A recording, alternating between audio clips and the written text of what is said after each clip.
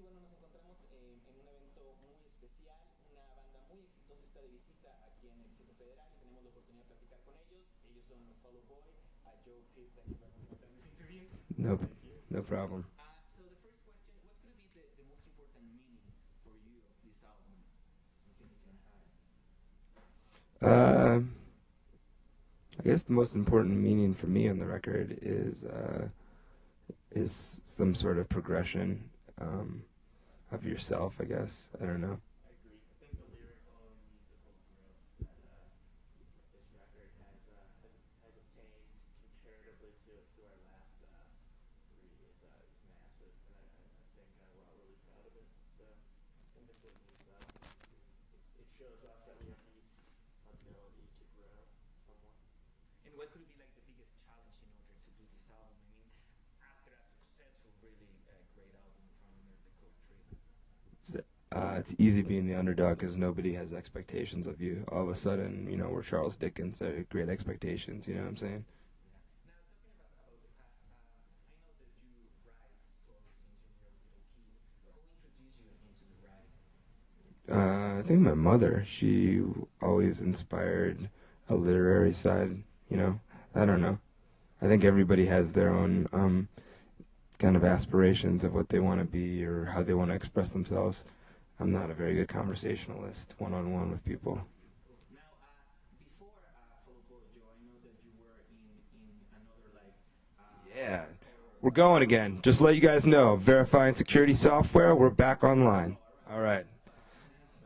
All right. You and Pete were like in another like hardcore punk band before. Why did you change, or why did you decide? Okay, let's move to another kind of music and another kind of sound. I remember we were I was filling in, playing a couple different instruments here and there in Pete's old hardcore band, and I remember the scene in Chicago for heavy music was just kind of becoming stagnant and full of like people with negative thoughts and negative thinking, and I think we were over it, and we kind of like I don't know. I came to I was like, hey man, like remember how we used to listen to like Descendants and like Green Day and it made us happy, and maybe we should do a band that makes us happy rather than trying to do a band that just keeps making us depressed.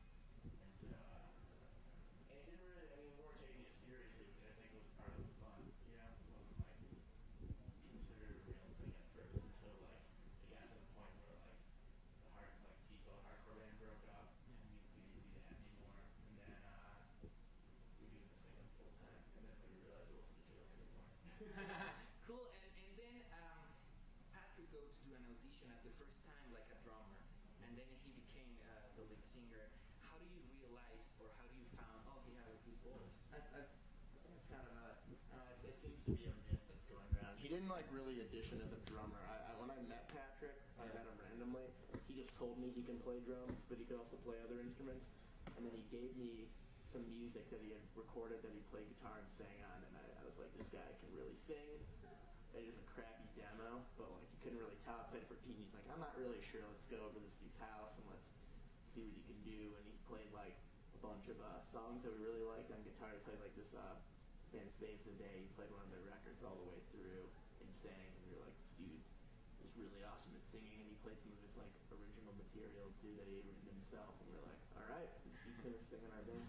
That's awesome. And then when you just realize, okay, the name of the band is gonna be Follow Boy, if there was like another name that probably could be the name of the band at that time.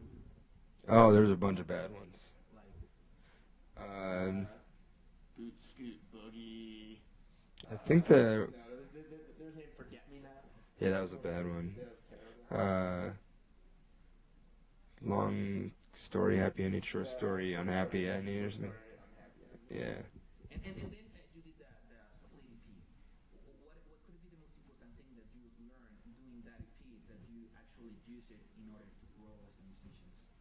Don't write bad songs. Like we didn't really learn anything from that because if you heard the full length that followed that thing, it was somehow like worse than those songs. So I think like we just kind of learned that like I don't know we just kept learning how to write better songs and just stop writing stuff that was like I feel like the stuff on like those old songs like as much as they're a part of pop history, they're much more contrived than when we wrote it. They're like the cave paintings, you know, and we were looking for the Renaissance period, you know what I'm saying? And now, like every band, you always have a good time, you always have bad time. I guess that's one of the bad times that with a couple of years ago you have an overdose. How hard was to move on from that? I mean, I think it's like particularly hard to move on sometimes because people want you to stay that person, you know. People are always like, "Oh man, like you changed so much since, you know, Pete's different." It's like, "Why isn't he the way he was?" I think it's great. It's like, man, I didn't care about being alive then, you know what I'm saying? It's like, it's not really the glory days to me, you know, or whatever. So it's just interesting how the perspective everyone has on you and the perspective you have on yourself, you know. I mean, It's funny. People give you like kind of like this fishbowl opinion on your life, where they look inside and they're like, "Your life's great. How can you be depressed?" And you're like, "Well, you don't know how my brain works. You don't know how the chemistry in my brain works. You don't know like how I've been crazy ever since like I could remember being alive." And you're still a human being. Yeah, and like bad shit happens in our lives that people don't know about. unfortunately, man, I wish Daft Punk would come down and bless me and turn me into a robot. No, and sometimes like I don't think like what people understand is there are a lot of people in the world that have like I think definitely chemical imbalances, issues with depression and suicidal tendencies, and which we are a sick band, but that's aside from the point.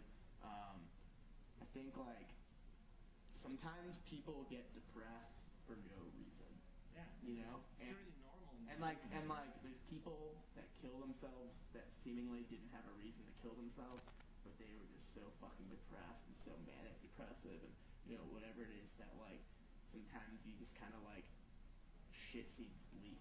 I don't know. You have to work through it. I mean, it's the great thing about like I think a lot of like I think all of us have been through that, and like we work through it and we do it in different ways. You know, like I've been on the brink as well, and you know, I mean, I think like you just gotta like fight through it, and sometimes you like get pretty close to the edge. Yeah, and there were like the bad times, but there also like a really good time. Like you just played the live Earth. How was that experience doing that? It was cool. I mean, I think that I don't really know what the end, what Live Earth will have accomplished. I think that hopefully it'll make the idea of environmentalism a little bit more transparent, and that I just read a couple awesome articles about, you know, the idea that global warming is a hoax, you know, or whatever, and hopefully that'll unveil that pretty much every scientist agrees, you know, on global warming or whatever. But in general, it was just fun because, you know, we played with other bands. We got to hang out with John Mayer and Kanye West and see the Police and stuff, so it was cool.